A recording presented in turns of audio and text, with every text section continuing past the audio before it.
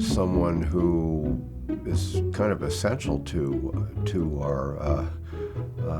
our civilization, because it's an antidote to the kind of passivity that I think is going to be the consequence of this sitting in front of screens all the time and just receiving.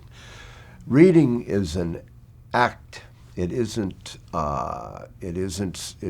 something received. In order to make a story out of those black marks on a piece of paper, you have to engage imaginatively. You're not even aware of the extent to which you do that when you read. I was just going to add the whole layer of reading and talking about faith, because that, there really are fewer and fewer spaces, public spaces in our culture where you can do that freely. I think, in fact, the political discourse in our country has attached itself to those questions in a very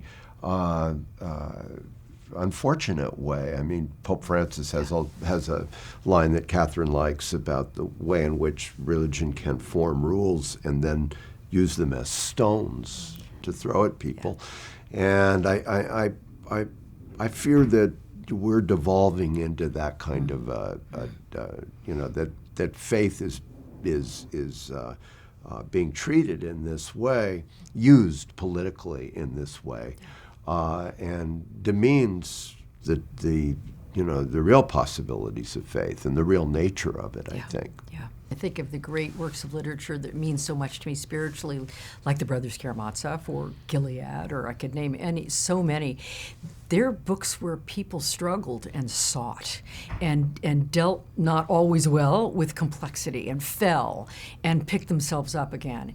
And unless we're honest with each other, that is what the life of faith is, then we are reducing faith, as you say, if not to stones that we throw at each other, just to something trivial. That's just something else that you can engage in if you choose. And so I think back to Pope Francis, who I think has much to teach us. I think he's telling us to grow up.